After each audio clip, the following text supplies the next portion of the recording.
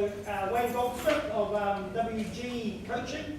Wayne has over 25 years experience leading sports teams, coaches and athletes in more than 50 countries. I'll get him to name the 50 countries. He has worked at the highest levels of Olympic and professional sport and understand what it takes to bring out the best in individuals, teams and organisations. A good indication is already there's nowhere for you to hide. In New Zealand, Wayne has worked with Sport and Rugby for the past 5 years as a coaching development consultant, delivering innovative and creative coaching training programs all across New Zealand. Wayne is also a dad, got four kids. He's from New South Wales and his wife's from Queensland. Enough said. Don't say too much more about that. So it's my great pleasure to introduce our keynote speaker, Wayne Goldsmith.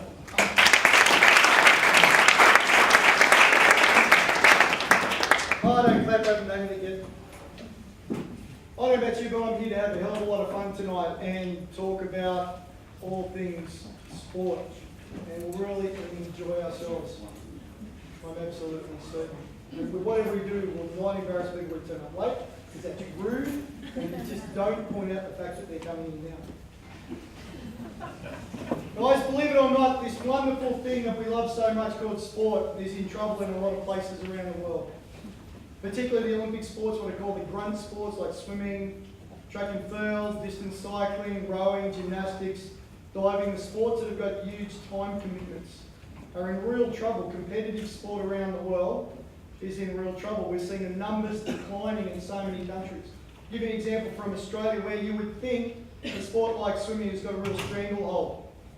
Over the last 15 years, the number of registered competitive swimmers in Australia has decreased by 50%. There are half the number of kids engaging in competitive swimming, it's important to understand that's competitive swimming, as there were in the early to mid-1990s.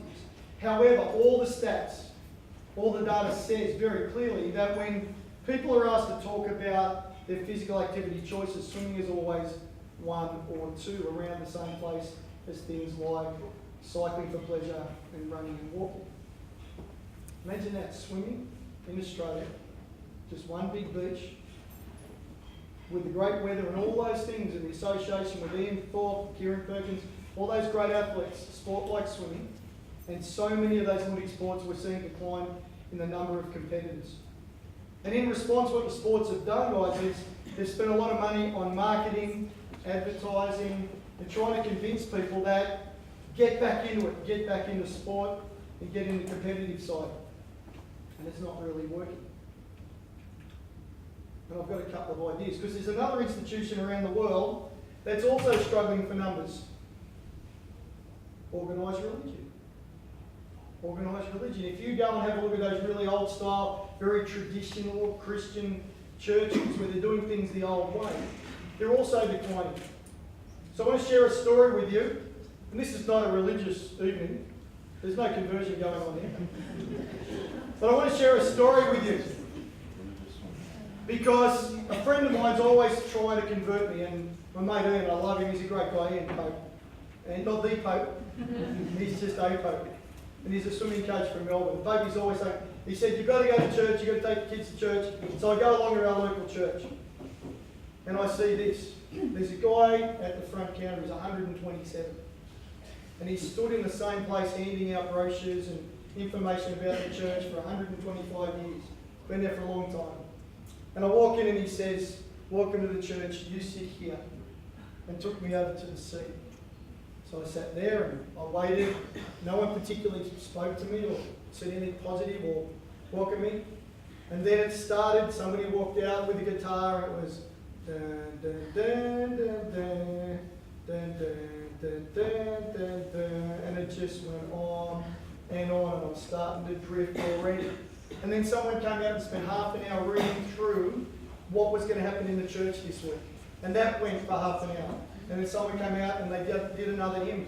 Dun, dun, dun, dun, dun, dun, dun, dun. And everybody groaned. Everybody groaned and droned for Sunday morning church. This is not a spiritual, well, it could be. You never know how uplifted you'll get. The minister came out and it was, what is love? Love is love. But love could be more than love if love was love. And this went on for 45 minutes to an hour. Then our friend, the guitar player, comes out again.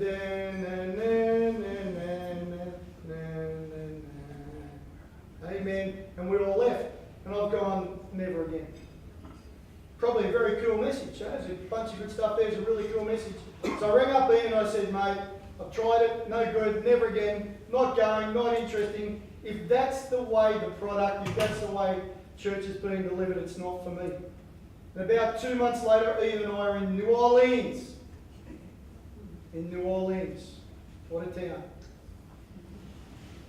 And Ian and I went out every night. We just loved music and we just walked around listening to music. Anything that took our passion and was of interest, we would head into that place and just sit there and listen. It was mind-blowing. There was one night, guys, we were there, and there was a guy on a street corner, and he was just playing a little bit of saxophone. And a bit of street music started, and about 10 minutes later, somebody came along with a big double bass, and a little bit, and within an hour, there were 50 or 60 musicians on the corner just letting it rip, having a great time, and we listened to that.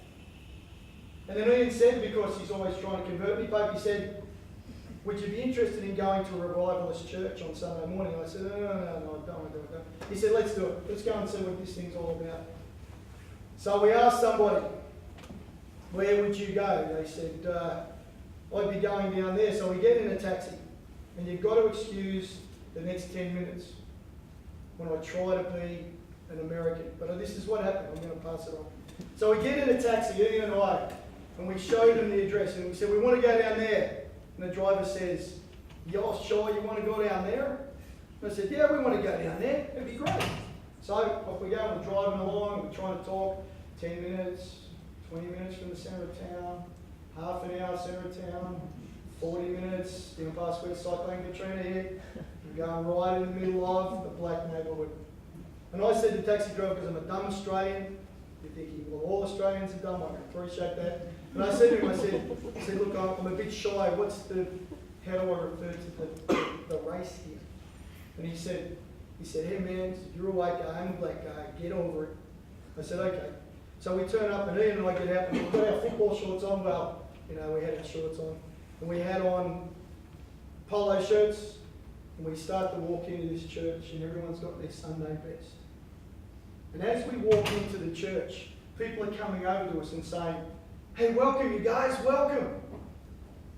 This is a community full of poverty, full of abuse, full of drugs, full of alcoholism, full of the highest rate of incarceration of anywhere in the United States for black members of the community. This is a community that has no reason to embrace Ian and I as strangers, making us feel welcome. We sit down. And I'm thinking, yeah, this will be okay, hopefully. And the fact that there were armed guards at either entrance doesn't fill you with a lot of confidence.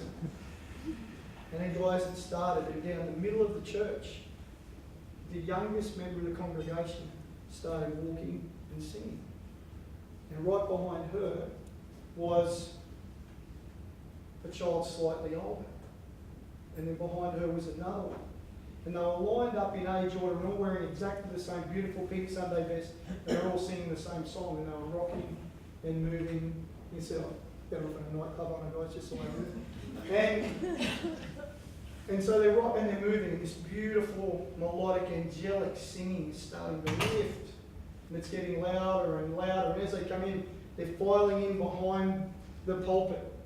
And they're singing and they're rocking and they're moving and the music's lifting, the volume's coming up. And then the older people are coming in, and eventually the last one in, they tell me, is 94 years of age, and she's singing. And everyone's singing and lifting, and it's the most beautiful sound you've ever heard. And I sat there and I was stunned. What an incredible thing. Just to have the privilege and honour to be there and listen to that. And then the Reverend comes out, who I think, honestly believe he was James Brown. Now remember, I am telling a story.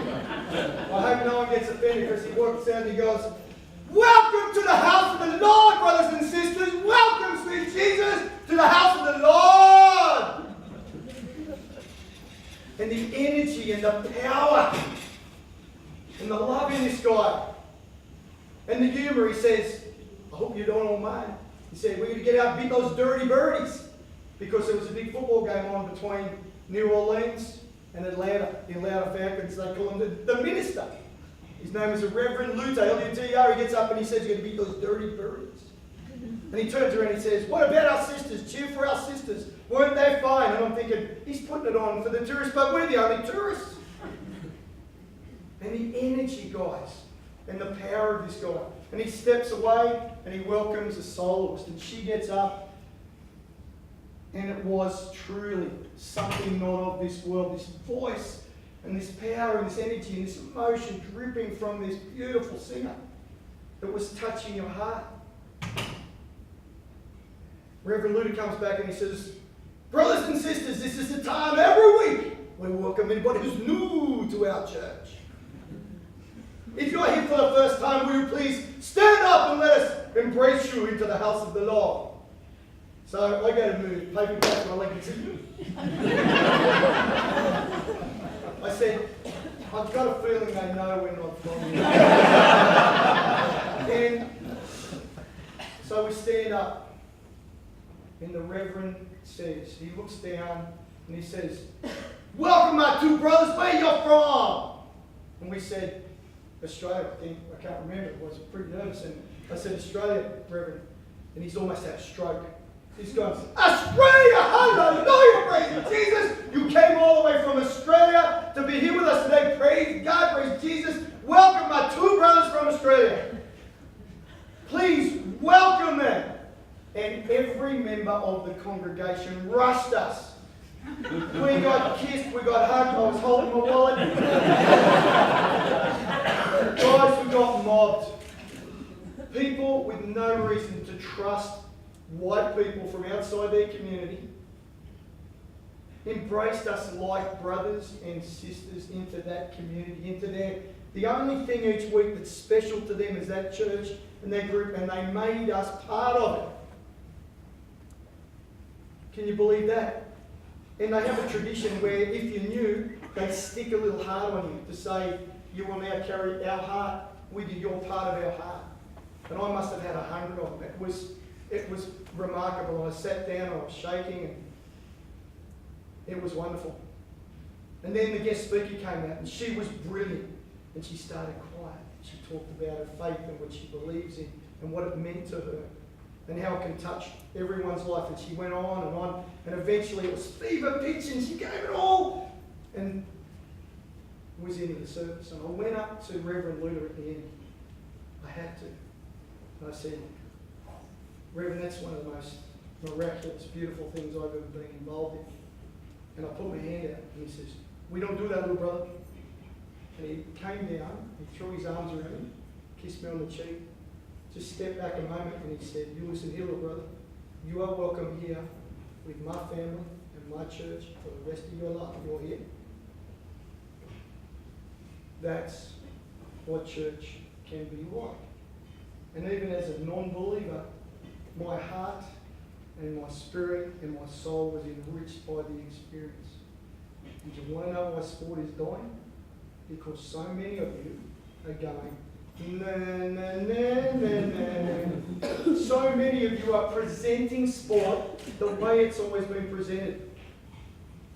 And particularly with those big Olympic sports, we're getting them in the pool, or getting them on the track, or getting them out on the bike, and we're beating the daylights out of kids, and we're pushing them and driving them and believing that more is better. And if they work harder and they do more miles and more laps, they're going to get better. Does anybody actually welcome families and welcome kids into the environment and make them feel part of it straight away? Or do you make them earn their place? Do you make them earn the right to be there? When they show that they're committed, and when they show they're prepared to work hard and embrace what you're saying and what you're doing, do you then start to loosen up? Or the first moment, their first experience, the first time they walk in, are you warmly embracing them? You're making them part of your family, walking them, well, you know what I mean, walking them, well, you know what I'm saying, bringing them in and making them part of the family so that their first experience becomes a lifelong connection with you, your club, and your sport. So those of you that are involved in community sport, my challenge for you is that. What experience are you giving to people when they walk in? That's so important. The other message I've got tonight is this, and it's the only thing to write down, and this is the title of our whole session. Not all that counts can be counted, and not all that's counted counts. Not all that counts can be counted, and not all that's counted counts. I'm a sports scientist by training, and I ran the Australian Student Sports Science program for 7 years. I was the head, the chairman of the Brumbies Innovation Group. I was the head of the ARU Sports Science, Sports Medicine. That would explain a lot, wouldn't it? The ARU Sports Science, Sports Medicine Committee for a few years. I've been around sports science, sports medicine, innovation for a long time, and you start to think, you start to believe that sport is about the things you can feel, the things you can see, the things you can buy, the things you can buy online, the things you can download. You start to believe that that's what it's all about. And when you've been in this for a while and you've travelled a bit, you start to realise that it's not the things you can purchase. It's not the things you can easily coach. It's the uncoachable things, those intangible things, those things that we've always thought, well, they're important, but I can't really do much about it. And one of the classics is confidence. If you don't believe confidence is important, with an athlete trying to realise their potential at any stage, at any age of their development, if you don't believe confidence is important, please let me know. While you're all here, I assume you want to continue. It's really interesting that all these words, if you talk to the person on the street about sport, they will say things like, well, like, it's all about attitude. And then you'll listen to them talk about high performance and they'll say, oh, it's all mental. It's all about mental. It's all about this wonderful thing that's created art and sculpture and designed and engineered amazing things, that's what it's all about. We say that, but we train this. We don't coach that. And people will just rattle it off. And when I work with professional teams, they rattle off values and virtues and traits that they feel are important for the team to buy into if they're going to be successful. Things like, gotcha. Give an example of a value or characteristic, a personality trait that you feel is absolutely essential and not negotiable. Commitment. Integrity. Yeah. Tenacious. Yeah. Yeah. Honesty. Honesty, love it. Yep. Yep. All right, did anyone say VO2 max? Did anyone say maximum heart rate? Did anyone say maximum anaerobic capacity? No, because we all know as people who work with other people and people who are artists at what we do, we all know that those hard to measure, hard to think about, hard to quantify, hard to coach things are what's important. So what I need to do now is convince you that you can coach so many of these things, and I'll start with confidence. All right, every so often I slip into Anthony Robbins. I'm sorry, it's part of the business. I wish I had his teeth and his money, but confidence. Confidence comes in cans. Why would I say that? Everybody do their best Anthony Robbins. Confidence comes in cans. I can, we can, you can, she can, they can, he can. Confidence comes in cans. Confidence comes in cans. And in short, when I'm working with a high performance athlete, these are their ears. Looking at the shape of the head, it's probably a tight head forward, I would think. Well, it'd be more like that.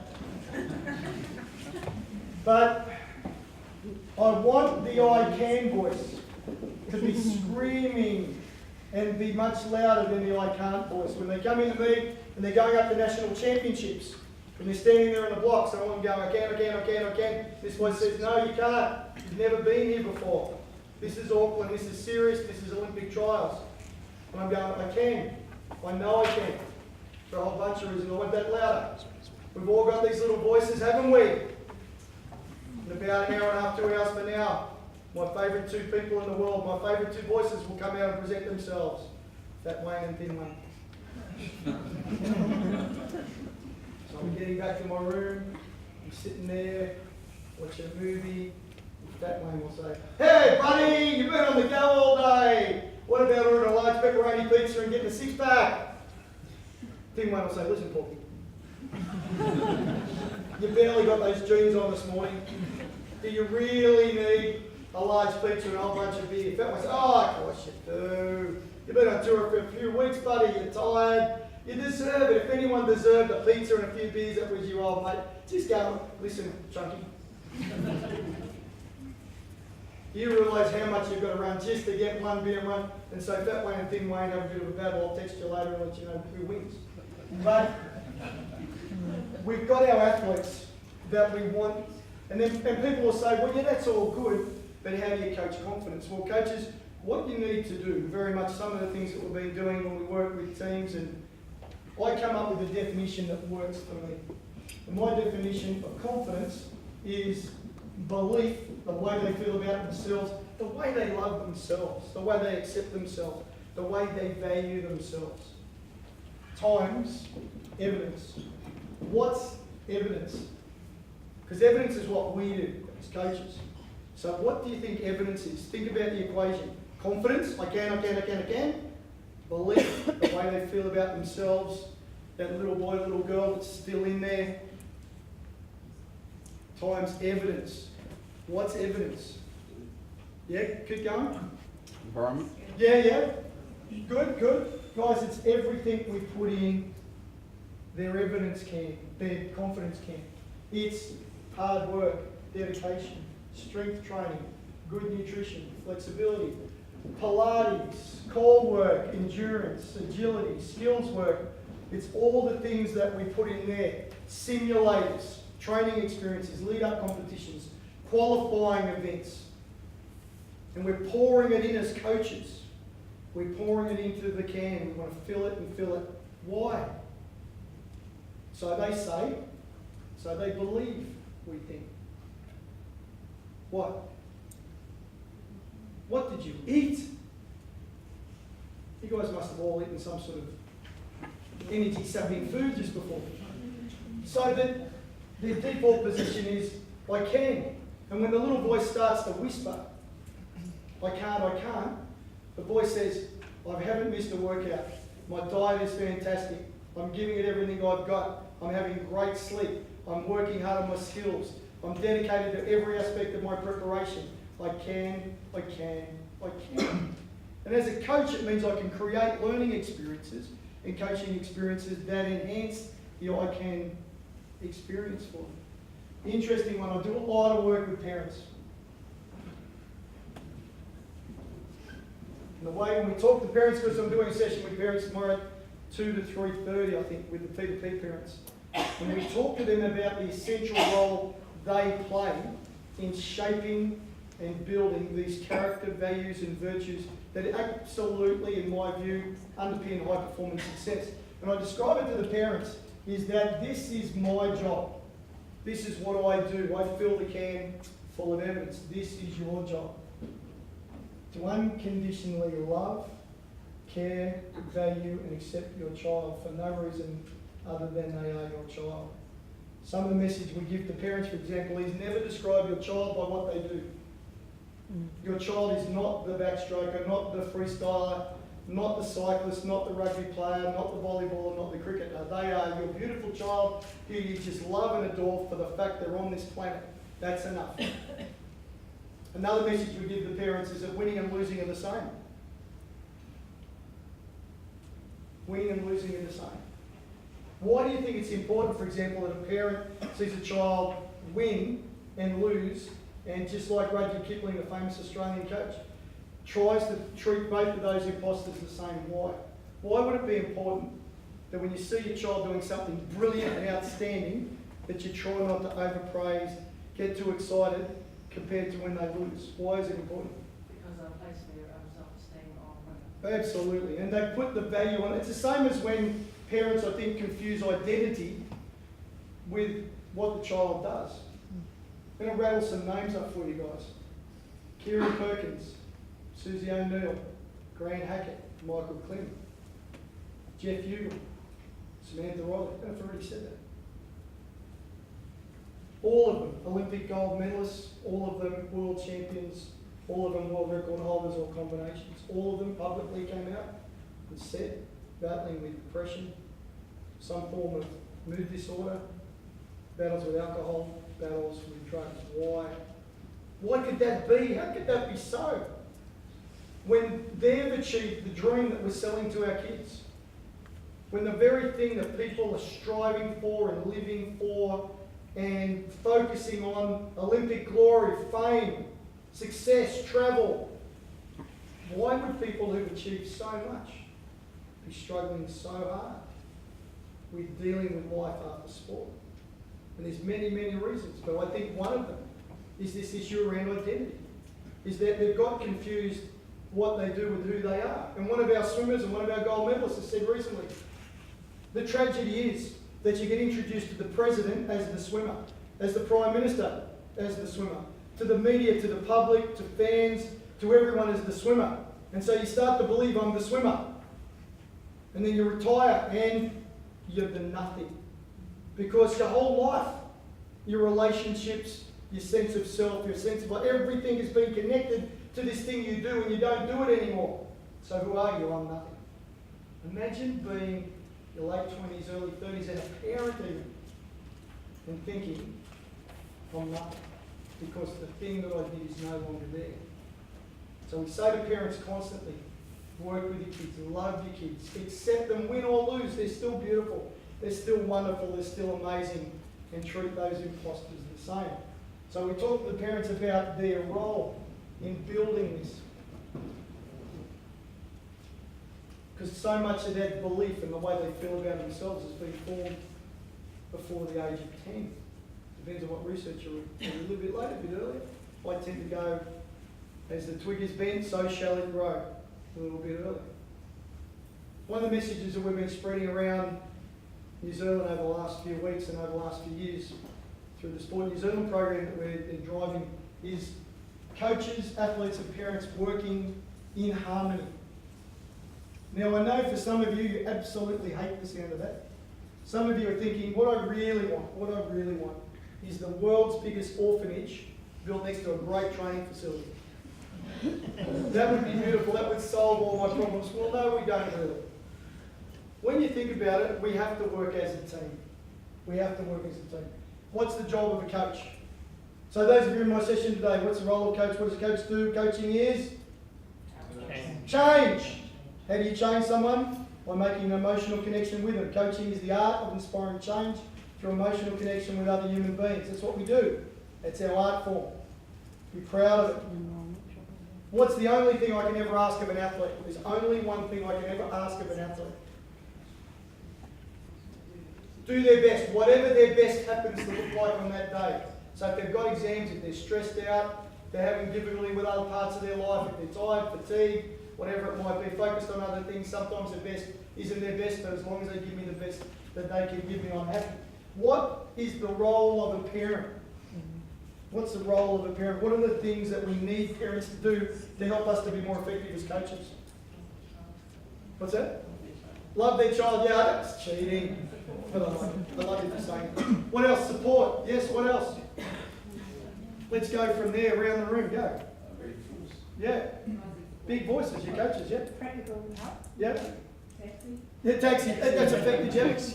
You can't hide. I found you. What do you think of sitting like this? Yeah. She's sitting there thinking, oh my God, I so hate it. I can deal with it. That's okay, I'll move on. Do you want to have a go? That's all right. Safe place. Yeah. Money. Money, yes. As a swimming coach, I particularly love you. Yep. Yep. We're the ones with the Audis outside. Yep. Yep. Nutrition, Yes. nurtured, supported, Yes. understanding the needs, Yep. leave them alone. Yep. Yeah, that's good. I like that. Yes. Yes, good. Guys, the roles are enormous. Right? The roles and the complexity of their roles. Safety, guys. Yes, you're not going to miss though. I won't miss you. I won't miss you, I promise. I see you there. Guys, the role of a parent in not just doing the nurturing and loving and the supportive roles and the taxing money, that's all important, but their role in the building and developing human beings. They might be a rugby player, or they might be a great netballer, or they might swim, they might do a bunch of stuff.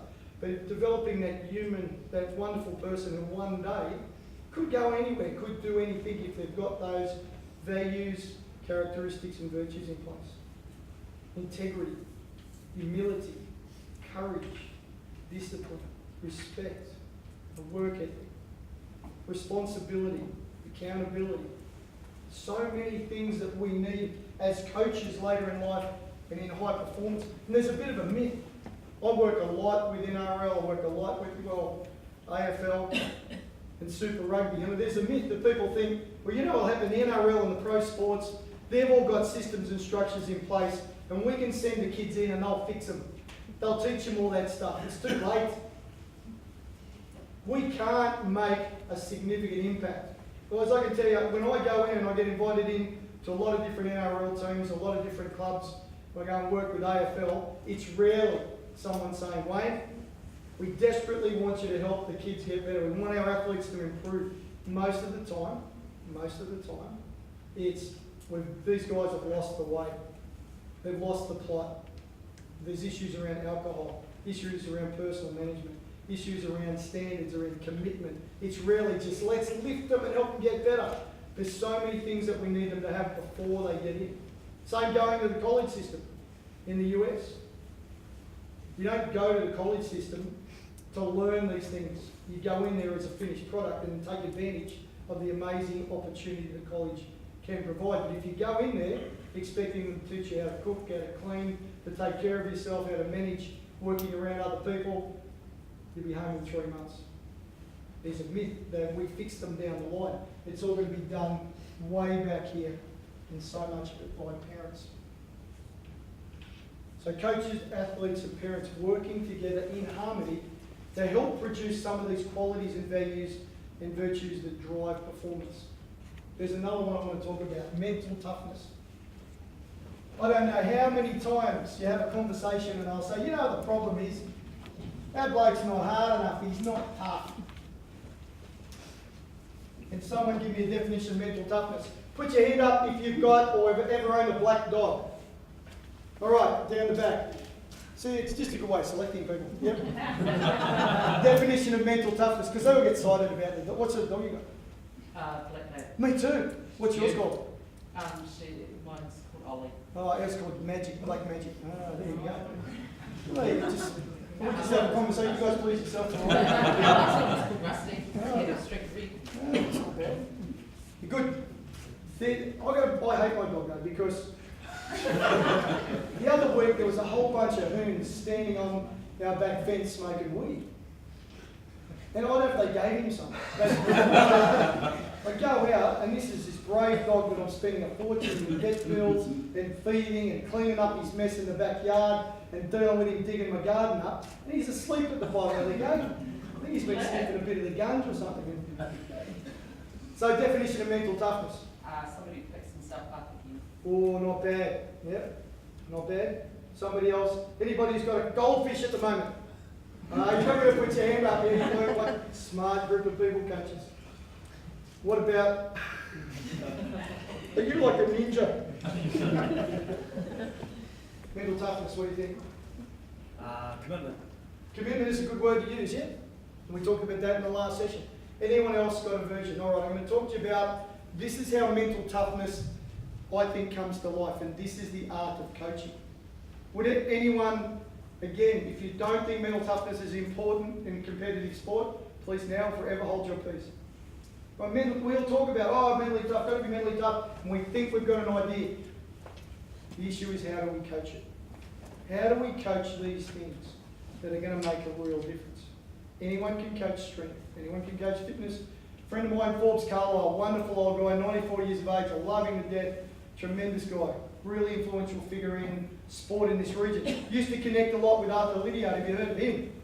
Absolute genius of a man. Forbes and him used to talk a lot about similar philosophies in endurance sport and swap ideas, and really fascinating. But I talk to Forbes all the time about sport and about where we've come from. And I'll ring Forbes up and I'll say, I've got this idea about endurance training, and he'll say, Hans Soley did it in 1923. Or in 1996, I was working for Swimming Australia. We came up with this really good idea for a vest with ice in it. And we were going to Athens, and we thought, we'll pre-cool the athletes. And the idea basically was you've got a certain amount of blood floating around your system. And a lot of that comes to the surface to cool you when you're in hot conditions. So the idea we had in 1996 was that we get the athletes to warm up, we put this vest on, and the blood flow, instead of being on the skin, keep them cool, redirects to their heart and lungs, and they should go better. So I ring up Forbesy and I said, Forbes, mate, I've got a great idea, check this out. I told him. He says, what's your fax number? Guys, fax was this machine that... And so Forbes sends me a paper clipping from 1957. Carlisle freezes kids on the deck of the North Sydney pool in 1957. The Carlisle swimmers would warm up and jump into a bath on pool deck. And the explanation from Forbes Carlisle underneath said, we think that if they stay cool with an ice vest or plunging into ice, that the outside of their body remains cool and all the blood goes to their heart and lungs and they can go better.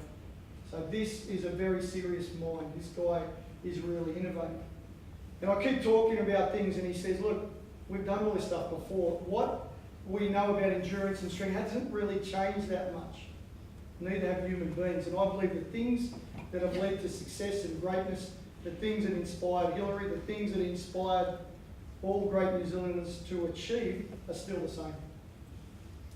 The issue, guys, is mental toughness. We all talk about it. How do we coach it? So I did some work with the team, the Brisbane Lions. And I had one of these typical talks with a coach. Coach called Mark Harvey, great AFL coach.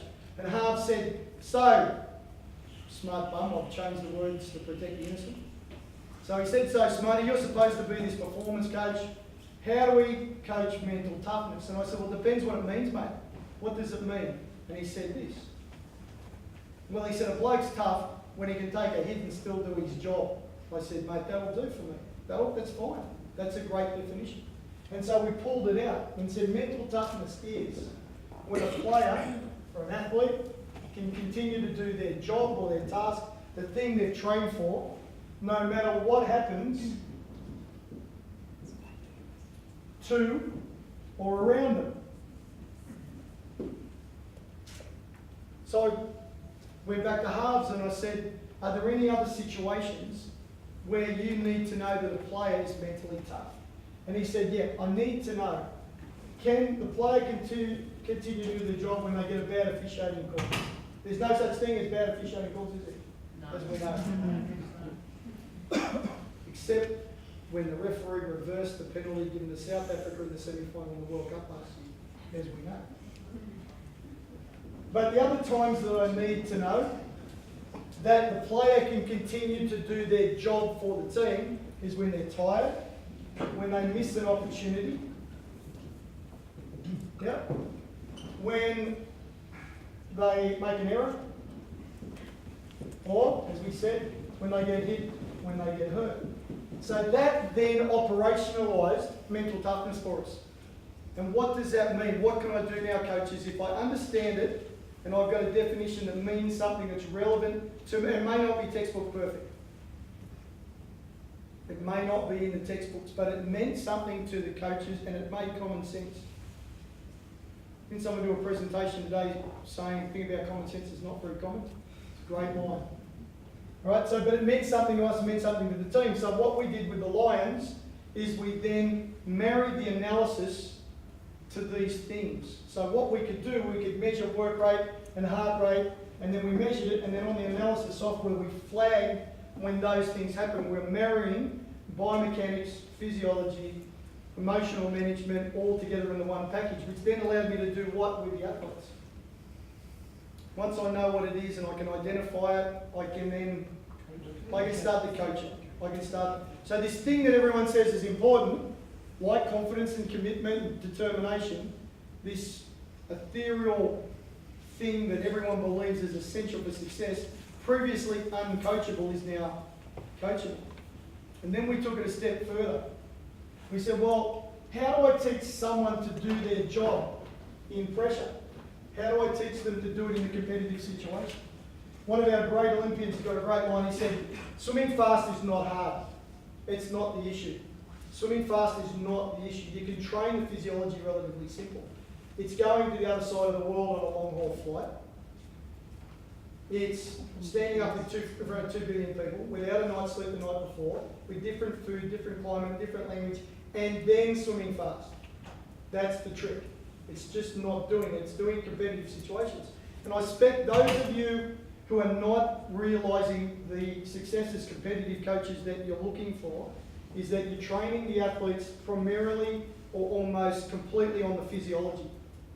And you're thinking if the athlete can run 452, well, that's good enough and they'll make it. But you're neglecting the really essential part of the competitive environment, which is pressure, to do it under pressure. Talk about it in terms of skill development. What's the first thing you do when you want to teach your new skill coaches? What's the first thing we do? We've got a new skill I want to teach kids. What do? Yeah, we introduce it. We hope that they'll learn it. That's pretty standard. You pick up all the textbooks and they'll say, teach a skill, demonstrate a skill, they learn a skill, everything else. And then what do we hope they'll do over time? Practice and practice and practice with an aim of getting to mastery, perfect, yeah. Perfect I'm not comfortable with, but sure. Let's go with that. This will be really controversial for those of you involved in skill sports. Today, I freed the coaches from the shackles of physiology. Don't be slaves to physiology. Stop counting numbers. Forget heart rates. Just coach. For God's sake, just coach. Now I'm going to free you from the shackles of biomechanics. I'm freeing you from biomechanics. The concept of the technically perfect athletic movement is wrong. And you've pursued it for too long, coaches. Over and over, relentlessly aiming for this technically perfect, biomechanically precise, 100% guaranteed to succeed athletic movement, and it's wrong. You're wasting so many coaching opportunities pursuing something that you're never going to get to.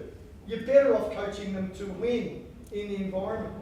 And to stick with, there's always going to be 3 or 4 concepts in technique that you don't negotiate on. There'll be a hip movement or a head position or a body position. There'll be some things you don't negotiate on that are essential for success in your sport in all skills.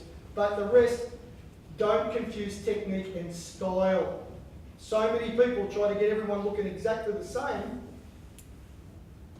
and it's going to break your heart and waste too much of your time because it's only a fraction of it. And I'll show you why I believe it's true.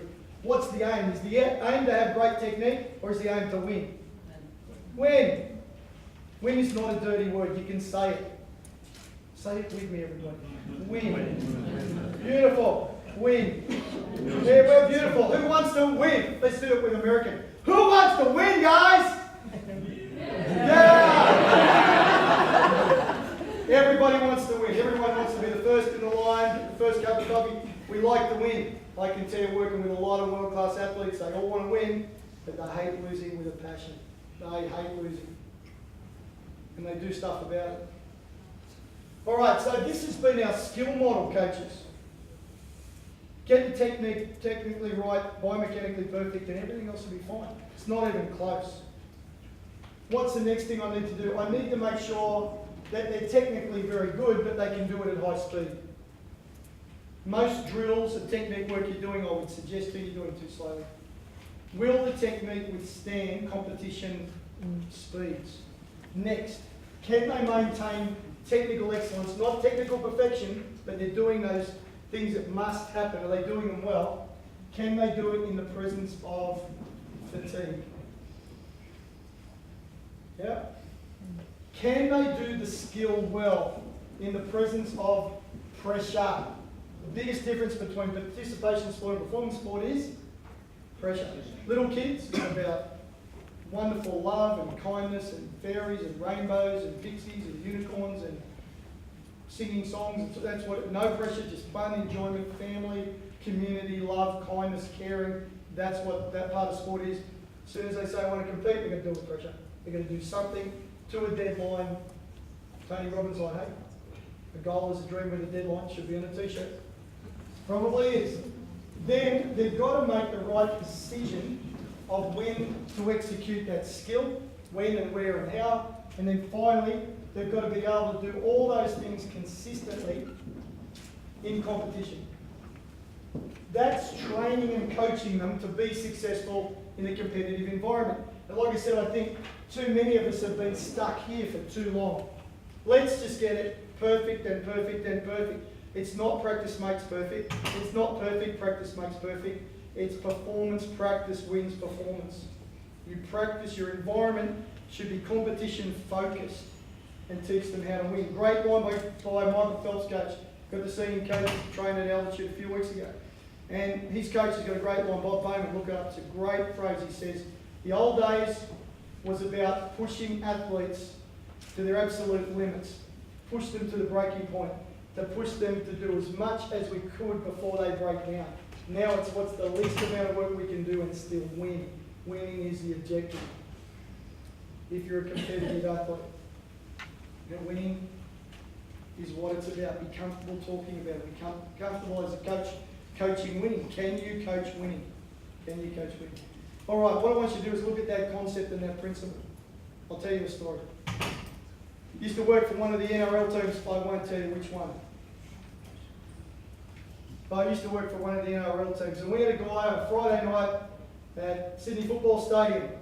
Opposition, the Sharkies, put the ball up. Guys waiting underneath it. It's a night game against the Sharks, NRL, you need to remember this. Drops the ball, opposition falls on it, score a try.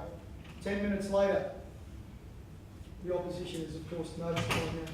So the ball goes up, same player, almost the same situation, same corner, he's watching, still watching when the ball's at his knees. 2 misses, 2 tries. 10 minutes later, same situation, same player, same corner, same environment, night game against the Sharks, ball goes up, drops it. Luckily it bounced into touch because it was almost 3 down. Talk to the person next to you. How would you coach him at the next opportunity? Off you go. Otherwise, let it lie.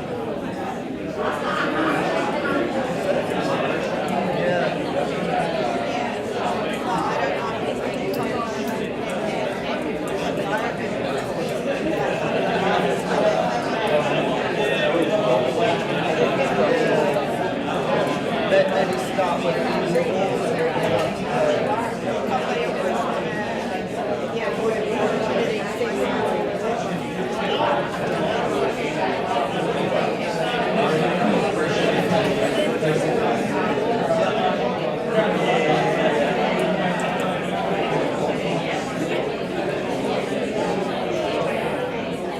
try and replicate that situation as much as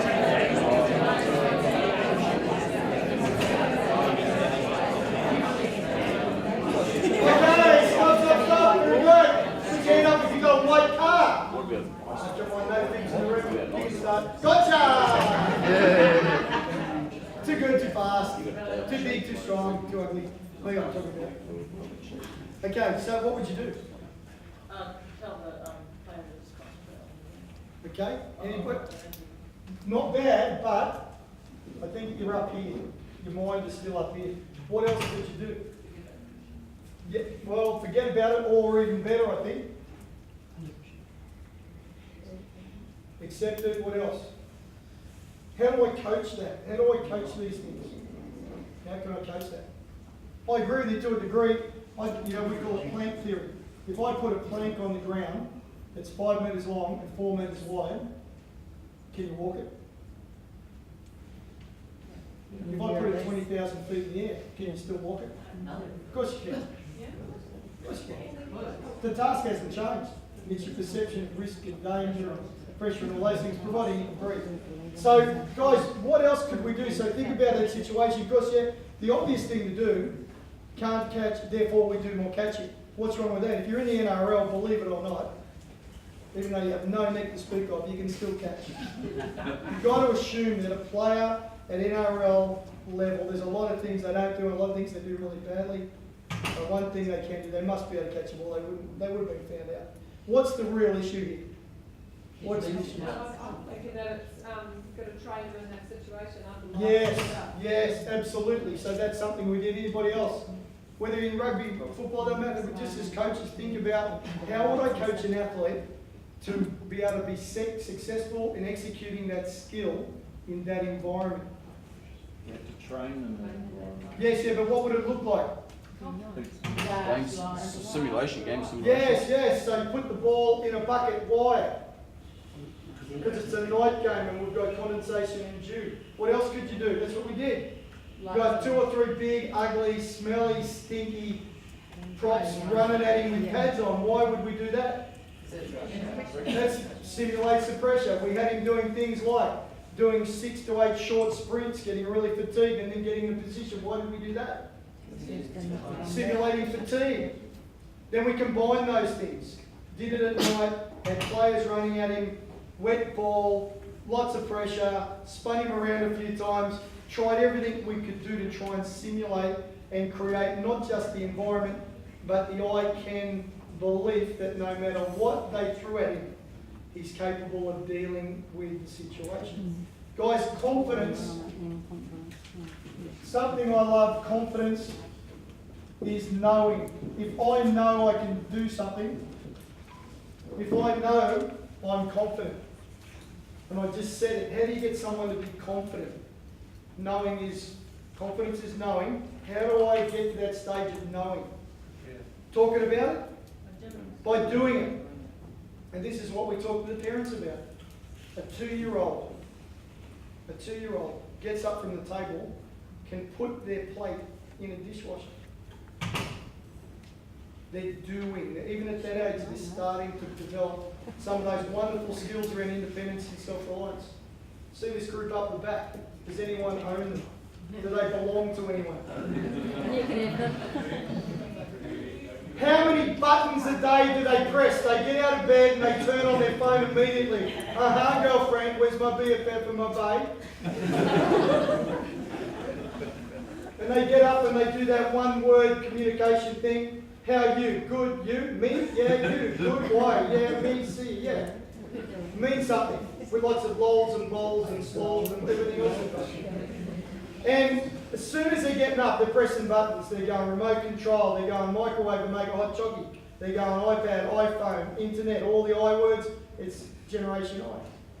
So they're doing all those things. Not only that, these guys up the back, how much does your bag weigh going to school? 10 kilos? 50 kilos? 1,000 kilos? You ever see them carrying a school bag? It's like, they're doing that, and then they walk around like Quasimodo. So you've got these big, healthy athletes who press thousands and thousands of buttons. They've got the capability, they've strongly got the knowledge.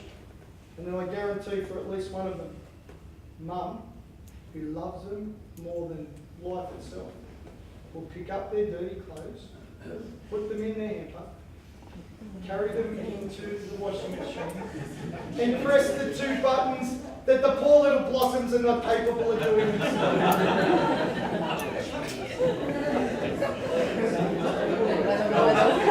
I know that they were pointing to you, is there something we need to know? Because I often say to parents, coaches, I say, if your child makes a team with me, 15, 16 years of age, I will cut my arm off to keep them safe. I will work 24 hours a day to help them achieve their potential and realise their goals, but I will never pick up a bag, clean sporting equipment, fill up a bottle, remind them it's time to get on the bus, make a meal for them. I will do none of that stuff. They need to come to me in a national representative team, a regional representative team with those skills intact. And it's beautiful for them, it's wonderful for them that from a young age they've learned that confidence is knowing, and knowing comes from doing. So guys, if I see your parents tomorrow in the P2P program, I will be saying to them, don't do anything for your children anymore. Nothing. Right? Don't do anything for your children anymore. While we're on the subject, those of you who are parents, no means no. No means no. We know the research is very clear about screens and the way it stimulates your brain. In the current research, there's a wonderful researcher we've got called Dr. Shona Helson over at the AIS. If you guys Google AusSport, AUSPORT.gov.au, all this stuff's available for free. And Shona's a very, very smart cookie. Shona is recommending now to athletes and coaches and parents that you turn off all screens. These guys are about to hate me even more than they do now. Turn off all screens at least 30 minutes before you try to go to sleep.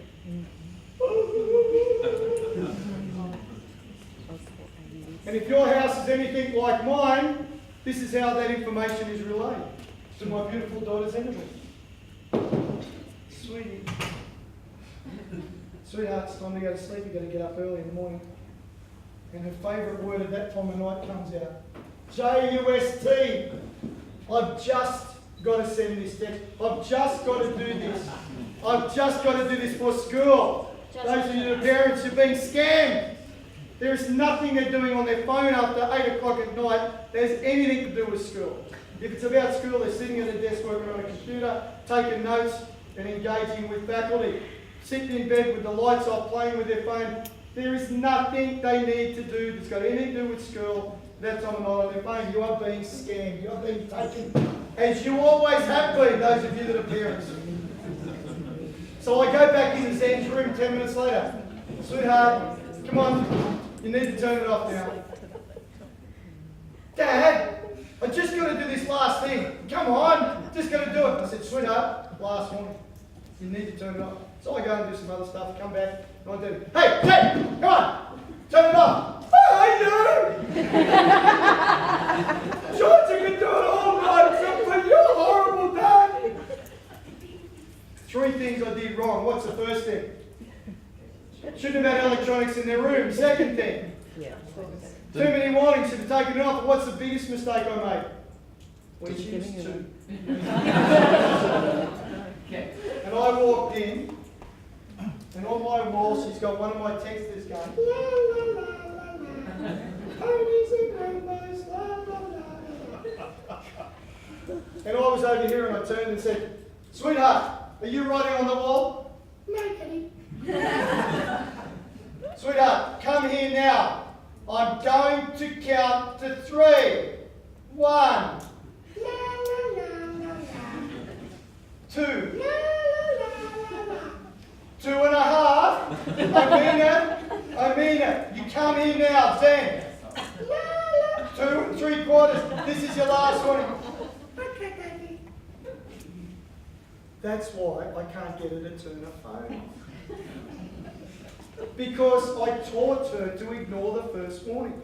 I taught her that the first no is the commencement of the negotiation process, and she's always been able to wrap that around her little finger and get it to be delayed. Again, this relationship between parents, athletes, and us, because then they come to work out and they're tired, and they're fatigued, and they haven't got the quality of sleep that we know are absolutely essential. Aren't they, neuroscientists? They're absolutely essential. The quality of sleep that they get is critical to their performance and functioning as athletes, as students, and as human beings. And me as a parent, I've compromised. I've tried to show that my love is so valuable. And I want to nurture and care for my children so much that I can't make those hard calls. You know, the other time it happens is really funny. Who's got young kids that have got to rush to make a bus or get in the car? Show hands, who's got that? Does this sound like your house in the morning? Again, it all starts out really nicely, doesn't it? Guys, come on, time to get up. It's 5:30, time to get up and go to school. So you go back 10 minutes later. Hey guys, come on, gotta get on the bus at 7:30. It's almost 6. They sort of stagger out and walking around and grunting and moaning and pushing each other. 15 minutes later, come on guys, let's get the breakfast going. You're still really positive, you're still from Happy Home, it's good. Come on guys, let's get that breakfast going, get some porridge in, let's get things moving along. You know, bus is coming at 7:30, now we're up to about 7:05. Hey guys, the list comes out. Have you got your shoes, your hat, your coat, your lunchbox, your bag, your homework? Have you got a charged up phone? Have you got... You're rushing around, 7:30. Get the car! It all started with love. Somehow over an hour and a half, it got to the point where it deteriorated, and that's what you do to us. I hold you completely responsible. So guys, I do want to end on a semi-serious note. We could go all night, but I want to end on a semi-serious note. One of the greatest myths that you need to believe first in your heart, you need to believe and embrace, is that you can do it from here. There's a myth that I see in all the regional areas of this country that I've come to love very much, just don't tell anyone. There is a myth in Southland, Otago, over in Gizzy, and here, and even Hamilton to a degree, certainly Taupo. And I've been to a lot of these places 5, 6 times in the last few years. I'm getting a pretty good understanding of the way people think. The first thing is the incredible lack of confidence you have in the nation. It's staggering. 4 million people. Any of these names mean anything to you? Ed Manuri, Black Caps, Silver Ferns, John Walker, Arthur Lydiard, Daniel Loder, cyclists winning 10 medals the other night, the rowers, the cyclists, Serena Ferguson. These names mean anything to you? In a country of 4 million people, if you're Australians, be walking around with a tattoo on your chest, we're bloody good! So first of all, the whole nation, when I go, it staggers me with what you've done as New Zealanders. Frighteningly good, by any regards and any respects. And most of you don't believe that. But the thing that really terrifies me is so many of you, I think, if I was to talk, you don't believe you can do it from here. That you believe that because you're here, that you just can't achieve the level of success that you need to achieve. Or there's something where you don't have the facilities. And people say, oh, we don't have this here, and we haven't got that, and we can't do that. Particularly if you're an athlete, it's rubbish. But as the coaches and as the leaders and the guides of sport in the region, you've got to believe it first, otherwise you can't inspire it in their hearts. And if it's what they want, and if they want to be the best, and if they want to represent the country, it's more about attitude and belief and behaviour than it is about facilities or infrastructure or money or equipment or all the things that people blame. It's about you guys. And it's about the decisions you make to get off your bum and train to the full extent of your ability every single day. And I told this story with the last group, I'm going to tell it again because this is symbolic of what's holding so many of you back. I was down in Southland working with netball, which always stresses me out for some reason. And there was a bunch of netball mums and a bunch of netball coaches and the girls were out on court. And we talked about excellence, and we talked about success, and we talked about values, and we talked about parents, and I drew the 3 things, and I'd given it everything I've got. And Mum said to me, excuse me, Mum, you don't know what it's like in Southland, it's different here. Oh, here we go. And so, no doubt would be thinking. She said, but my daughter is really talented now. I think it's grinding, smoke's going out of her ears, nostrils are flared. And she said, you don't understand, my daughter's really talented, but she'll never be anything unless she goes to Welly or Auckland. And I stopped from it and I thought, one, I feel sorry for the kid to have that sort of lack of belief from the person who's supposed to be helping to shape her future and who's supposed to love her, win or lose or whatever. And I said, do you really know, is that what she wants? Does she want to be? Yes. She dreams about the ferns, she talks about the ferns, she's got ferns all over her room, she's got all the players' photos, She's part of their online community. That's all she wants to do. Ferns, are you sure? And I said, so that's what she wants, are you sure? And I'll say, well, I'm going to ask you some questions. And those of you in the last session, I apologise for this. However, it's an important message. I said, well, Mum, did she get up early this morning and pack her own bag with some snacks and some protein snacks and some water so she can recover at half time and rehydrate and recover after the game? No, coach. So did she get up an hour early and make herself her own high protein, highly nutritious breakfast so she can feel and ready to compete today? No, coach. Has she spoken to you about maybe carrying her bag home in the car so that she can run home and get some more aerobic training? No, coach. Did she ask her coach to meet her 15 minutes early and do some extra work on the skills that she's trying to improve and perfect? No, coach. Did she talk about maybe turning up 15, 20 minutes early with some of the other players and doing some extra skills work and developing the things in a game that really need to get better? No, coach. Has she contacted another coach and said, can I fit another game in? Do you want me as a reserve to another coach so I can get more skills work in? No, coach. Has she asked anyone to video the session today, the game, so she can go through it with the coach and look at the things she needs to improve? No, coach. When she's watching TV, does she do sit-ups or push-ups or dips or anything else outside of normal training? No, coach. Does she do flexibility work in the morning or any core work? Does she run? Does she ride?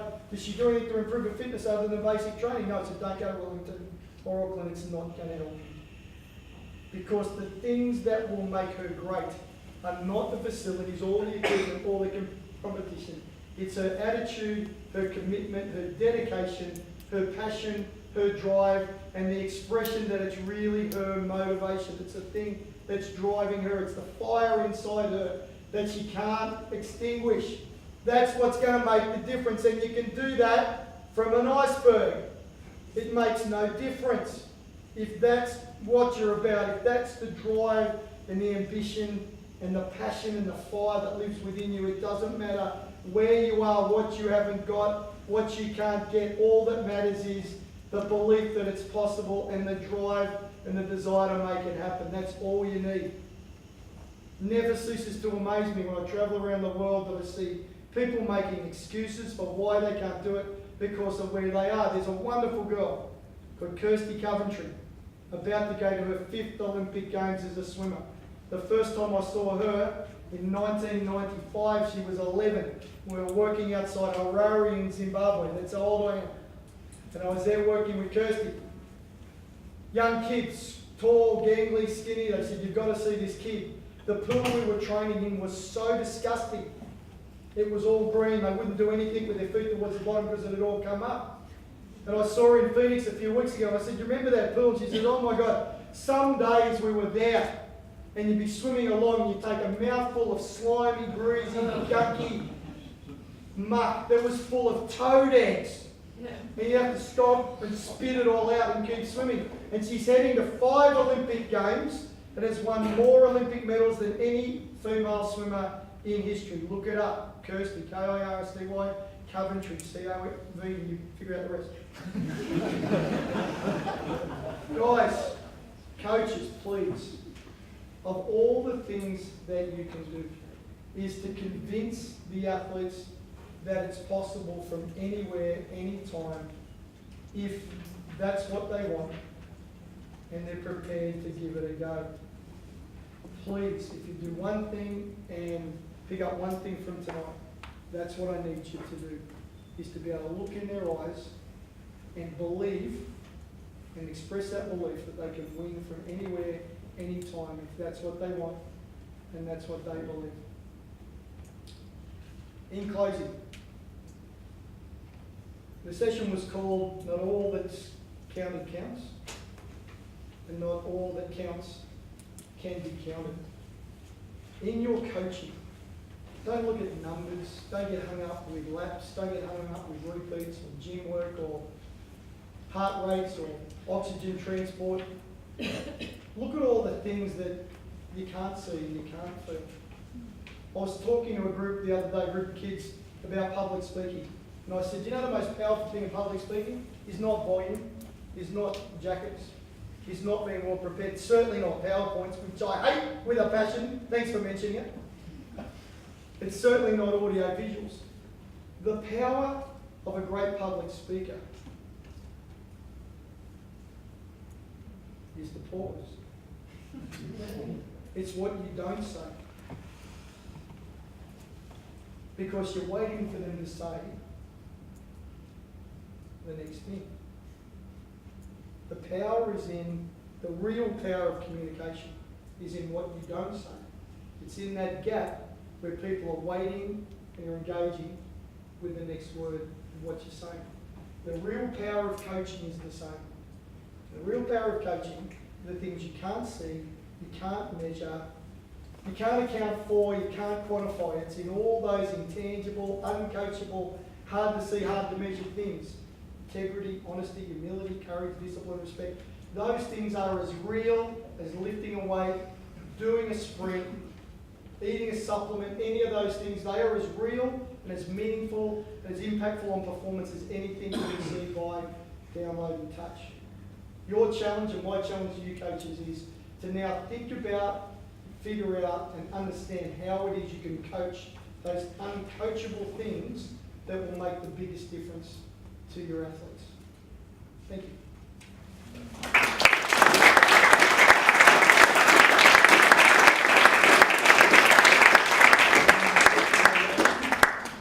So guys, any questions? Now's a good time just to go.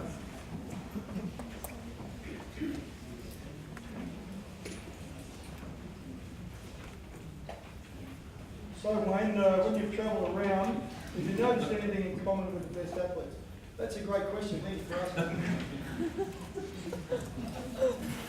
I've been really lucky in my career. I've been able to go and work in NFL, NRL, Premier League. I've been to some Premier League teams. I have been to some Spanish teams, worked in a lot of different countries. You keep looking for patterns and shapes and things that you can pull out. And it's amazing that just recently, for example, I've travelled around, I've worked with some of the best sprint swimming teams. I went to one in the US and they do really heavy weights.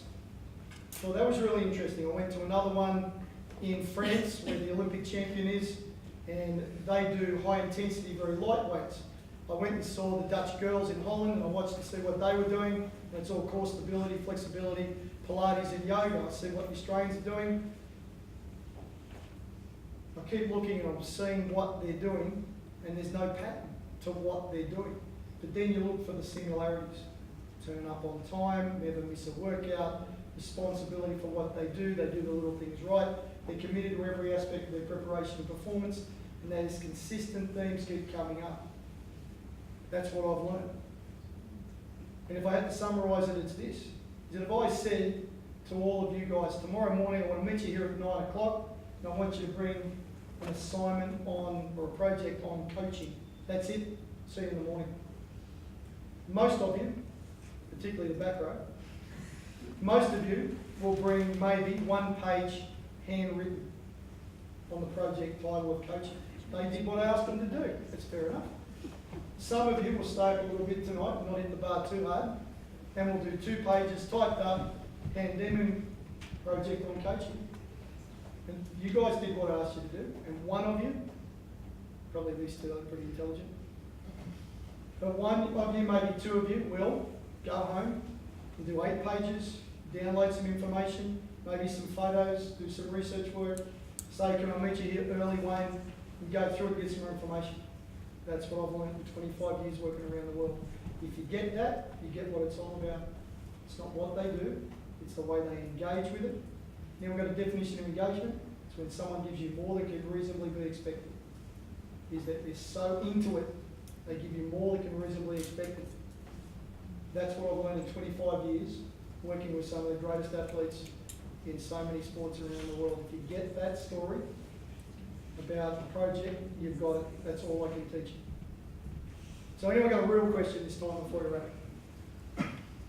I've got one. That's Yeah. right. It's not a real question, but you talk about that participation in swimming dropping. Have they ever thought about changing the black line at the bottom of the pool? Because So what colour? it's cartoons, anything. Because man, it's really boring when you're going up and down, smacking out legs. Just saying. Yeah, you wonder about that. You know what I think about every time I go to the dentist, usually at 2:30. No good? Okay, we've got 4 kids on the swing coach. My life is a pun. My whole life is a pun. But every time I go to the dentist, you're lying there wishing that there was a television and you had the remote control. You'd forget everything else. You could put it on Sky Sports. It'd be so, I don't know why they don't do it. Or it's particularly for the kids. Why don't they have kids shows? It'd be fantastic. I don't know if anyone here's a dentist. You got their own dentist. Have they got one? We're Australia. You don't use anaesthetic. It's just string around and close the door. Hey guys, any final question to wrap up?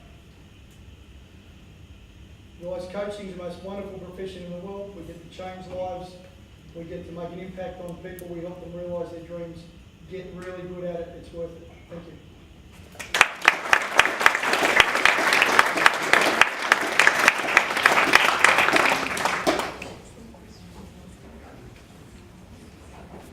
See you later, Gemma. Where are you going? Coach basketball. Oh, I love you for it. Fantastic. Well done. Not my priority. Yeah, just in terms of, want to stand and acknowledge the inspirational words from Wayne, but I don't think I could probably do it justice without, what I'd like to do is just open up the floor, and anybody else would like to say thank you, rather than just me, then you're welcome to do so. Can I just say thank you? I was in the early session, so it was really cool. And I was heading down a certain path as a coach, and I got distracted and pushed back across another way. So I'm going back over here because I like to get it. And some of the stuff you've said today has really resonated, so I've enjoyed that. Oh, thank you. Thank you. That was really inspirational, and I really enjoyed what you had to say as a player and a coach, and also when I have kids I'll know that I'll get them to make their own lunch. Kids hate me. Thank you. Well, on behalf of us select hearts today, we are from the Kiwi Canoe Polo Club, and we just want to say a big thank you. Yes, and you two at the front, don't worry. Inspiration is one way of describing it, and it's also taking the practical stuff that we just learned beforehand and putting it on a new level of thinking, so embracing it in a different way. Yeah, I think that's really something special, so thank you very much. There's the mayor to 2035. Look at that. Great presentation skills, very humble, beautifully done. Thank you. There's your protege. I've been coaching courses in the past, and they were I feel like I've been to the revival church thing.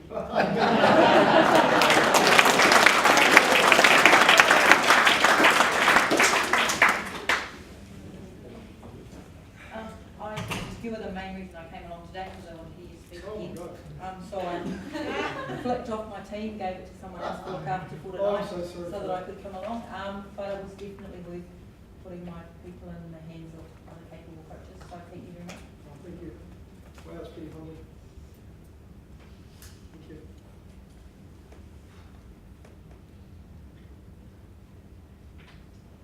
Ricky, you're pretty quiet.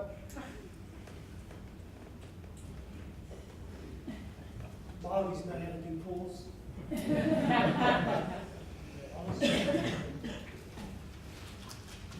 Well, from one James Brown to another. Well done.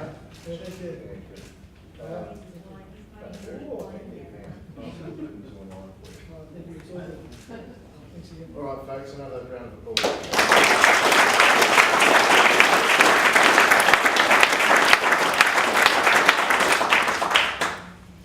That pretty much concludes today's conference, and so I've just got a few things just to wrap things up as part of the process. So firstly, I want to acknowledge the staff of Sport 102, Justine, Jamie, and all of the workers that have really gone above and beyond. I thank you for your time and commitment today, so thank you very much.